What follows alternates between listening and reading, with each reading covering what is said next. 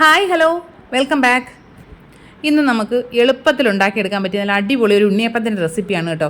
അരി കുതിർക്കുകയോ അരക്കുകയോ ഒന്നും വേണ്ട കേട്ടോ. നമുക്ക് ആഗ്രഹം തോന്നുന്ന സമയത്ത് തന്നെ ഉണ്ടാക്കി കഴിക്കാൻ പറ്റിയ അടിപൊളി ഒരു ഉണ്ണിയപ്പം.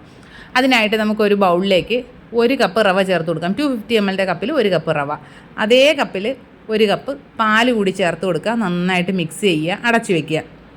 വീഡിയോസൊക്കെ ഇഷ്ടമാണെന്നുണ്ടെങ്കിൽ പ്ലീസ് ഒന്ന് ചാനൽ സബ്സ്ക്രൈബ് ചെയ്ത് സപ്പോർട്ട് ചെയ്യണം കേട്ടോ. വീഡിയോസൊക്കെ ലൈക്ക് ചെയ്യുക, കമൻറ്റ് ചെയ്യുക, ഷെയർ ചെയ്യുക. നമ്മുടെ റവ ഒന്ന് കുതിരാനായിട്ട് നമുക്ക് മാറ്റി വയ്ക്കാം. ഇനി ഒരു പാത്രത്തിലേക്ക് 3/4 കപ്പ് ശർക്കര പൊടിച്ചതാണ്, അതിലേക്ക് ഒരു 1/2 കപ്പ് വെള്ളം കൂടി ചേർത്തിട്ട് നന്നായിട്ട് ഇതൊന്ന് മെൽറ്റാക്കി എടുക്കുക. ഒരു നൂൽ പരുവാവുന്ന പരിപാടിയോ അങ്ങനെയൊന്നുമില്ല. ഇത് നന്നായിട്ടൊന്ന് തിളയ്ക്കുമ്പോൾ നമുക്ക് അരിച്ച് തണുക്കാനായിട്ട് മാറ്റി വയ്ക്കാവുന്നതാണ്. ഇനി ഒരു ചെറിയൊരു പാനിലേക്ക് കുറച്ച് നെയ്യൊന്ന് ചേർത്ത് കൊടുത്തിട്ട് ഒരു പിടി തേങ്ങാക്കൊത്ത് ചേർക്കുന്നുണ്ട്. അത് നന്നായിട്ടൊന്ന് മൂത്ത് വരുമ്പോൾ അതിലേക്ക് കുറച്ച് എള്ളും കൂടി ചേർത്ത് വറുത്ത് മാറ്റി വയ്ക്കാം.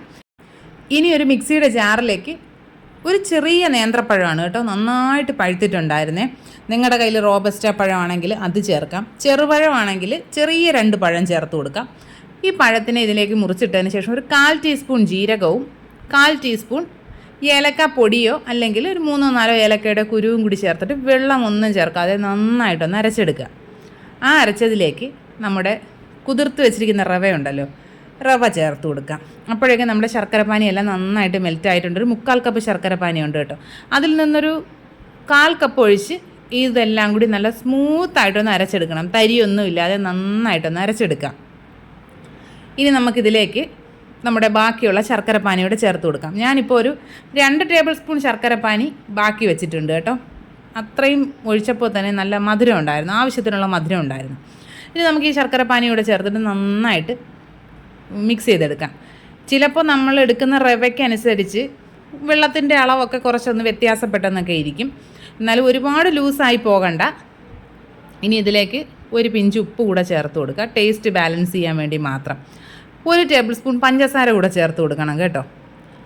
ഇനി ഇതിലേക്ക് നമ്മൾ വറുത്ത് വെച്ചിരിക്കുന്ന തേങ്ങയും എള്ളും കൂടിയുള്ള മിക്സ് ചേർത്ത് കൊടുക്കുക.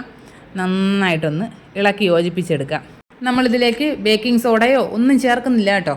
ഇനി നമ്മുടെ ഉണ്ണിയപ്പച്ചട്ടി വെച്ച് കൊടുക്കുക. അതിലേക്ക് വെളിച്ചെണ്ണ ഒഴിച്ച് നന്നായിട്ട് ചൂടായി വരുമ്പോൾ അതിലേക്ക് മാവ് കോരി ഒഴിച്ചു കൊടുക്കുക. നമുക്ക് ചുട്ടെടുക്കാവുന്നതാണ്. ചിലരൊക്കെ ഈ കപ്പിൽ മാവ് എടുത്തിട്ട് അതിൽ നിന്ന് ഒഴിക്കുന്നത് ഞാൻ കണ്ടിട്ടുണ്ട് കേട്ടോ. പക്ഷേ എനിക്കത് തീരെ വശമില്ലാത്തൊരു ടെക്നിക്കാണേ. ഞാനിതേപോലെ ഈ സ്പൂണിൽ തന്നെയാണ് മാവ് കോരി ഒഴിച്ച് ചുട്ടെടുക്കുന്നത്. ഒരു സൈഡ് കുക്കായി കഴിയുമ്പോൾ തിരിച്ചും മറിച്ചും ഒക്കെ ഇട്ട് കൊടുക്കുക. ഫ്ലെയിം എപ്പോഴും നമ്മൾ കൺട്രോൾ ചെയ്ത് തന്നെ വെച്ചിരിക്കണം, ഒരുപാട് കരിഞ്ഞു പോകാതെ ശ്രദ്ധിക്കുക. ഇതാ നമ്മുടെ ഉണ്ണിയപ്പം എല്ലാം റെഡിയായി കിട്ടിയിട്ടുണ്ട്. പെട്ടെന്ന് കുക്കായി കിട്ടും കേട്ടോ. പിന്നെ എണ്ണ തീരെ കുടിക്കുന്നില്ല എന്നൊന്നും പറയുന്നില്ല. പിന്നെ നമ്മൾ എണ്ണയിൽ പൊരിക്കുന്ന സാധനമാകുമ്പോൾ അത്യാവശ്യം എണ്ണയൊന്നും കുടിക്കുമല്ലോ അത്.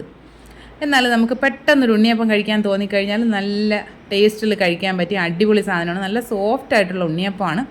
എല്ലാ കൂട്ടുകാരും ട്രൈ ചെയ്ത് നോക്കുക. ഫീഡ്ബാക്ക്സ് കമൻറ്റ് ബോക്സിൽ അറിയിക്കുക. ഇനി നമുക്ക് മറ്റൊരു അടിപൊളി റെസിപ്പി വീഡിയോയോ ആയിട്ടോ എന്തെങ്കിലും വിശേഷങ്ങളോ ആയിട്ടോ ഒക്കെ ഉടനെ തന്നെ കാണാവുന്നതാണ്. അതുവരെ എല്ലാ കൂട്ടുകാർക്കും ബൈ.